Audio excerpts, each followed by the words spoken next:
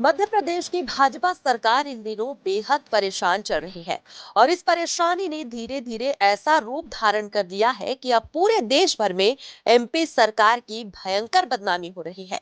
मध्य प्रदेश में भाजपा किसी विपक्षी पार्टी से परेशान नहीं है, बल्कि अपने बदजुबान मंत्री और विधायकों से परेशान। जो भाजपा कभी अपने अनुशासन के लिए जानी जाती थी, अब उसी भाजपा में खुलेआम अनुशासन की धज्जियां उड़ाई जा रही है। मोहन कैबिनेट में मौजूद कोई मंत्री जनता को भिखारियों की फौज बताता है, तो कोई पत्रकार के सवाल पर घंटा का जवाब देता है। आया हूँ। से क्या क्या क्या घंटा हो गया आया हूँ। से क्या क्या क्या घंटा हो गया बात कैलाश जी बात ठीक से कीजिए। बात- नहीं, आप- शब्दों का चयन ठीक रखिए। कैलाश जी आप ढंग से बात नहीं कर रहे हैं। नहीं, आप ये क्या शब्द होता है कि घंटा घंटा क्या शब्द होता है? कोई जमीन के कारोबार में उतर चुका है, तो किसी के भाई और जीजा गांजे का व्यापार कर रहे हैं। और सबसे बड़ी बात यह है कि ऐसे भी लोग हैं जो कैबिनेट मंत्री का दर्जा रखने के बावजूद भी अपने विधानसभा क्षेत्र में एक नाली तक नहीं बनवा पा रहे हैं। लेकिन अब मोहन यादव ऐसे लोगों को बिल्कुल बर्दाश्त करने के मूड में नहीं है। मोहन यादव कैबिनेट में मौजूद बदजुबान और आरोपों से घिरे मंत्रियों को कैबिनेट से बाहर करने की तैयारी कर रहे हैं। और इस लिस्ट में कई ऐसे बड़े नाम शामिल हैं जिन्हें बाहर करने की सिफारिश खुद केंद्र से आई है। जैसा कि आपको पता है कि मध्य प्रदेश की भाजपा सरकार ने 2 वर्षों का कार्यकाल पूरा कर लिया है और अब मंत्रिमंडल विस्तार सहित निगम मंडलों में नियुक्तियों की तैयारी चल रही है, जिसके लिए मोहन यादव बार बार भोपाल से दिल्ली का दौरा भी कर रहे हैं और कई बार इस विषय पर केंद्र में भी मंथन हो चुका है। 230 विधायकों वाले मध्य प्रदेश में सीएम मोहन यादव सहित 2 डिप्टी सीएम मिलाकर कुल 31 सदस्य, 28 मंत्रियों में से 18 कैबिनेट रैंक के हैं, 6 राज्य मंत्री स्वतंत्र प्रभार और 4 राज्य मंत्री। इस तरह से कैबिनेट में 35 की जगह कुल 31 सदस्य हैं और 4 सीटें पिछले 2 सालों से खाली चल रही हैं।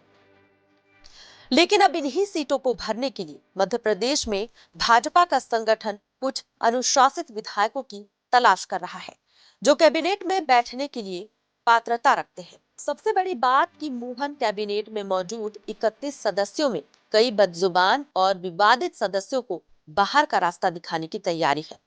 इस लिस्ट में उन तमाम लोगों का नाम शामिल है जिनकी वजह से सरकार की किरकिरी हुई और जिनकी वजह से मध्य प्रदेश में भाजपा सरकार की छवि खराब हो रही है। आगे हम इस लिस्ट के संबंध में विस्तार से चर्चा करेंगे, लेकिन इससे पहले हम आपको बता दें कि मध्य प्रदेश में भाजपा की सरकार कैबिनेट विस्तार के साथ साथ प्रदेश में जातिगत समीकरण बैठाने की कोशिश में भी लगी हुई है। सबसे बड़ी बात कि इस बार कैबिनेट विस्तार में कई सीनियर विधायकों को तवज्जो दिया जाएगा। साथ ही जातिगत संतुलन बनाए रखने के लिए ब्राह्मण, ओबीसी और क्षत्रिय समुदाय के विधायकों को जगह दी जाएगी। इसके लिए रिपोर्ट कार्ड में मंत्रियों के प्रदर्शन, जनसंपर्क, विभागीय उपलब्धियों का मूल्यांकन भी होगा। साथ ही संगठन से तालमेल, केंद्रीय अभियानों का क्रियान्वयन, जमीनी जुड़ाव और जिले में सक्रियता का आकलन किया जाएगा। ये बात बिल्कुल सत्य है कि पिछले कुछ वर्षों में भाजपा से सवर्ण वोट बैंक खिसकने लगा है। ओबीसी आरक्षण और आईएएस संतोष वर्मा जैसे घटनाओं ने भाजपा के सवर्ण वोट बैंक को खूब प्रभावित किया है। राजनीतिक जानकार बताते हैं कि भाजपा इस नुकसान की भरपाई करने के लिए इस बार कैबिनेट विस्तार में सवर्णों को ज्यादा महत्व दे सकती है। भले ही कर्ज के पैसों से सरकार चल रही हो, लेकिन मोहन यादव ने भाजपा की छवि बनाए रखने के लिए पुरजोर कोशिश की।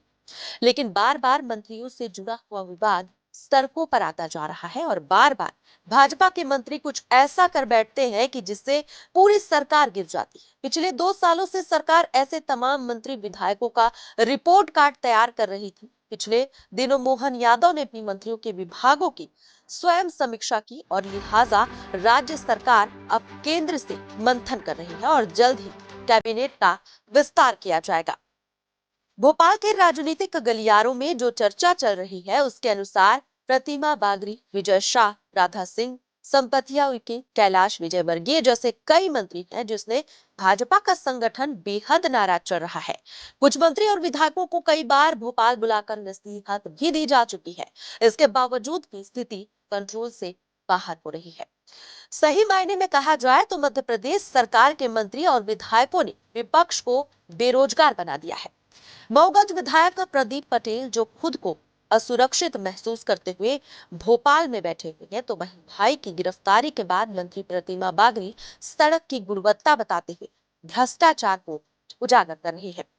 इसकी सबसे बड़ी वजह यह है कि जब शिवराज सिंह चौहान मध्य प्रदेश के मुख्यमंत्री थे, उस समय 2023 के विधानसभा चुनाव के लिए शिवराज सिंह चौहान के हिसाब से टिकट का बंटवारा हुआ था, लेकिन बाद में मोहन यादव को मुख्यमंत्री बना दिया गया।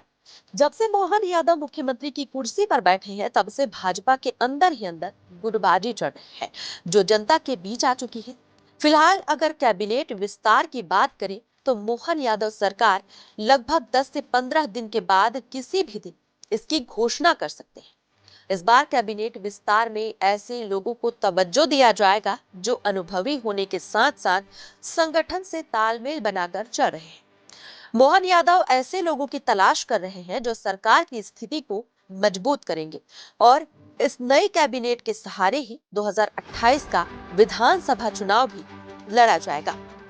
अगर कैबिनेट विस्तार की बात करें, तो कुछ ऐसे नाम हैं जो इसके लिए बेहद अहम माने जा रहे हैं। इसमें से इंदौर की मालिनी गौड़, मऊगंज जिले से गिरीश गौतम, सीधी से रीति पाठक, पन्ना से ब्रिजेंद्र प्रताप सिंह, सागर जिले से गोपाल भार्गव और कांग्रेस छोड़कर भाजपा में आए अमरवाड़ा विधायक कमलेश शाह जैसे कई नामों की विशेष चर्चा हो रही है।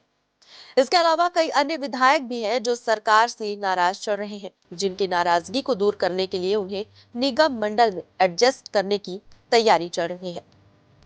ये कदम 2028 विधानसभा चुनाव से पहले भाजपा को मजबूत करेगा। फिलहाल सीएम हाईकमान से अंतिम मंजूरी का इंतजार कर रहे हैं। नए साल की पहली कैबिनेट मीटिंग में इससे जुड़ा हुआ कोई बड़ा ऐलान हो सकता है। इस पूरी खबर पर आपकी क्या राय है, हमें कमेंट में जरूर बताएं।